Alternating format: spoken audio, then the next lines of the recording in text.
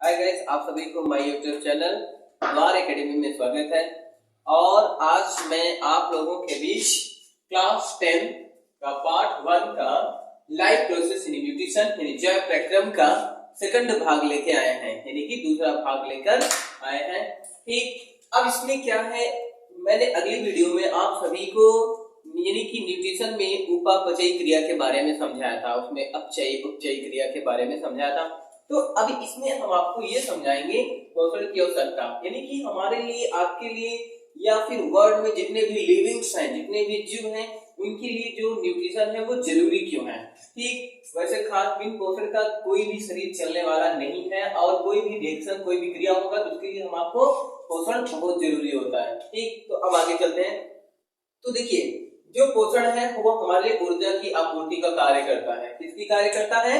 ऊर्जा की आपूर्ति। जैसे हम लोग निरंतर कोई कार्य करते रहते हैं, करते करते करते करते हम लोगों में थकाई महसूस होने लगती है कि अब बस बहुत हो गया, अब इससे ज्यादा नहीं हो सकता, अब कैसे हो। तो हम लोग अपने आप को एनर्जी लाने के लिए क्या करते हैं, विभिन्न प्रकार की ड्रिंक लेते हैं और वो विभिन्न प्रकार के न्यूट्रिएंट पोषण खाद्य पदार्थों को खाते हैं।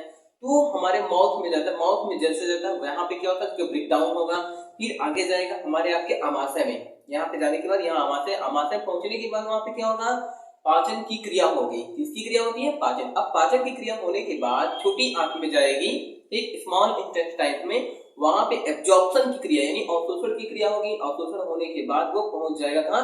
ब्लड वेसल्स में यानी रुधिर नलिकाओं में।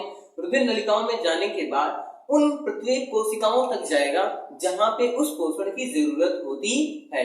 तो वहां पे पोषण क्या होगा, वो पोषण जो अमीनो एसिड के रूप में रहता है, फैटी एसिड के रूप में रहता है, या विभिन्न प्रकार के मटेरियल के रूप में रहता है, वो जाएगा माइटोकॉन्ड्रिया में। वहां श्वसन की क्रिया होगी। उस श्वसन क्रिया के दरमियान में ही हम लोगों को ऊर्जा मिलती है। अब वो जो ऊर्जा होती है वो होती है एटीपी। ठीक, क्या होती है? एटीपी। इसको बोला जाता है एडेनोसिन ठीक ट्राइफॉस्फेट। क्या होता है? ठीक, एडेनो ठीक सीन ट्राइफॉस्फेट। अब ये जो एडेनोसिन ट्राइफॉस्फेट है, ये हम लोगों का एक बॉडी ऊर्जा है, यानी कि शरीर की ऊर्जा है। बिन इस एटीपी का हम आपका जीवन, हम आपके शरीर का जो, हम आप लोगों का जो शरीर है वो चल पाना बहुत मुश्किल हो जाता है। तो एटीपी का फॉर्मेशन जो होता है प्लांट, ठीक, इनमें जो प्लांट होते हैं और एनिमल, ठीक, एंड एनिमल सभी में होता है। ठीक, एटीपी का फॉर्मेशन सभी में होता है, सिर्फ इनको वायरस और बैक्टीरिया को छोड़ करके, वायरस और बैक्टीरिया को छोड़ करके बाकी सभी में होता है। और वायरस और बैक्टीरिया में क्यों नहीं होता, इसकी भी वैसे में आगे की क्लासेस जब कभी होगी तो हम उसमें इसकी डिस्कशन कर देंगे। अब उसके आगे देखते हैं। यहाँ पे तो पहला हो गया ऊर्जा की आपूर्ति। अब दूसरी बात आती है वृद्धि के लिए। अब जो न्यूट्रिशन होता है, जब हमारे आपके अंदर प्रोटीन नहीं जाएगा, विटामिन नहीं जाएगा, या फिर जो वसा होती है फैट वो नहीं जाएगा, तो हम लोगों में ग्रोथ नहीं होगा। हम आपकी बॉडी वैसे की वैसे रह जाएगी, जितने छोटे हम जन्म रहते हैं उतनी छोटे रह जाएंगे। इसलिए ग्रोथ के लिए, वृद्धि के लिए हम आपको न्यूट्रिशन बहुत ही जरूरी होता है। वो हम लोगों के अंदर जा करके जब सेल डिवीजन यानी कोशिका विभाजन होने लगती है तो प्रोटीन फॉर्मेशन करने में बहुत बड़ा योगदान देते हैं। किस फॉर्मेशन में? यानी कि प्रोटीन के फॉर्मेशन यानी प्रोटीन बनाने में जो पोषण होता है सबसे अहम योगदान देता है। तो उसमें क्या होती है? प्रोटीन का यूज होता है, ठीक, और उसके बाद क्या होते हैं? फैट का यूज होता है, ठीक, और उसके बाद जो होते हैं विटामिन का यूज होता है। ठीक, अब इन सभी का जो प्रयोग होकर के मेम्ब्रेन बनता है। क्या बनता है? मेम्ब्रेन। ठीक, अब मेम्ब्रेन के बाद क्या होगा? इन्हीं में से क्या होती है? सेल डिवीजन की क्रिया होती है। ठीक, अब सेल डिवीजन के द्वारा क्या होता है? हम लोगों में वृद्धि हो जाती है। सेल डिवीजन के द्वारा हम लोगों में क्या होती है? वृद्धि हो जाती है। ठीक, तो ये प्रोसेस यानी कि वृद्धि के लिए जरूरी होता है। ठीक, अब तीसरा बात ये है रोगों से रक्षा के लिए। हम लोग तो लाइफ में कभी न कभी बीमार पड़े ही रहते हैं, हर वक्त बीमार रहते हैं। ठीक, तो रोगों से रक्षा कैसे होगा? हम लोगों में क्या होती है? WBCS। ठीक, WBCS नामक कोशिका होती है, जिसको बोला जाता है white blood corpuscles. White blood corpuscle. अब ये जो ब्लड होती है ये हम लोगों में क्या करता है? रक्षा का कार्य करता है। हम लोगों के शरीर में रह करके हमारे इम्यून सिस्टम यानी कि प्रतिरक्षा तंत्र को बना के रखती है। अब इनको न्यूट्रिशन नहीं मिलेगा। क्या इनको नहीं मिलेगा? इन सबको जो WBC होती है इनको अगर पोषण नहीं मिलता है तो क्या होगा, ये अपने कार्य को अच्छे यानी कि अच्छे से नहीं कर पाएंगे, यानी कि सही तरीके से नहीं कर पाएंगे।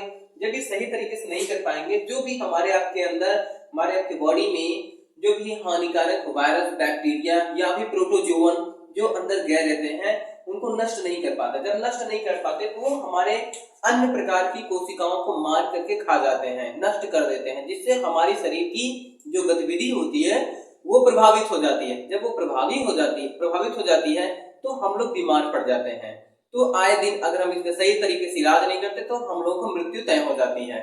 ठीक, तो यानी किसके लिए, रोगों से रक्षा के लिए न्यूट्रिशन बहुत जरूरी होता है। फिर उसके बाद आता है चौथा भाग है इसमें उपापचयी क्रिया के लिए। किस क्रिया के लिए, उपापचयी क्रिया के लिए, यानी मेटाबॉलिज्म। हमारे आपके शरीर में विभिन्न प्रकार की जो रासायनिक क्रियाएं होती हैं, उसके लिए पोषण बहुत जरूरी, अति आवश्यक है। हम बोल रहे हैं, आवाज जो निकल रही है ये भी उपापचय क्रिया की ही देन है। हम किसी भी आवाजें सुनते हैं वो भी उपापचय की क्रिया की देन है, देखते हैं तो भी उपापचय, यानी कि सारी जगह उपापचय काम आ रहा है। ठीक, तो वहां पे भी पोषण जरूरी होता है। फिर आता है शरीर की सुरक्षा के लिए। शरीर की सुरक्षा में क्या आता है कि जैसे हम लोग कभी चलते फिरते रहते हैं, बाय द वे कभी एक्सीडेंट हो जाती है, कभी कहीं से चोट लग जाती है, कहीं खरोच लग जाती है, तो हमारी आपकी जो स्किन होती है, जो त्वचाएं होती है वो फट जाती है। हमारी आपकी हड्डियां कभी गिरने से चोट होकर के टूट जाती हैं, तो उसको कैसे सुरक्षा हो, यानी कि उसको फिर से पुनः निर्माण कर करके हमारे शरीर की पूरी सुरक्षा करता है। यानी कि जो पोषण होता है वो हमारे लिए बहुत ही जरूरी, बहुत ही इंपॉर्टेंट होती है। तो इन सारी बातों को आपने ध्यान में देना। ठीक, और इस पे हम आगे भी डिस्कस करेंगे। ठीक, अब यहाँ पे क्या होगा, ये आज का यहाँ पर समाप्त होता, आपको समझ में आया होगा। ठीक, अगर नहीं समझ में आता तो आप लोग कमेंट करिए। ठीक, और उसके बाद इसमें अगर कुछ और जानकारियां आप अलग से चाहते हैं तो कमेंट के जरिए बताइएगा, हम उस प्रॉब्लम को सॉल्व कर देंगे। ठीक, अब आगे देखिए, जो मैं अब नेक्स्ट वीडियो जो मेरा होगा उसमें होगा पोषण के प्रकार, यानी कि टाइप ऑफ न्यूट्रिशन। जो पोषण होते हैं वो कितने प्रकार के होते हैं, तो पोषण यहाँ पे मैंने लिखा है कि 2 प्रकार के होते हैं। कितने प्रकार के होते हैं, 2 प्रकार के। अब वो कौन कौन सी होती हैं, इसमें है स्वपोषी पोषण यानी कि ऑटोट्रॉफिक न्यूट्रिशन, फिर उसके बाद विषमपोषी या परपोषी पोषण जिसको बोलते हैं हेटेरोट्रॉफिक न्यूट्रिशन। ठीक, ये दोनों के बारे में अगले जो वीडियो होगा उसमें डिस्कस करेंगे। ठीक,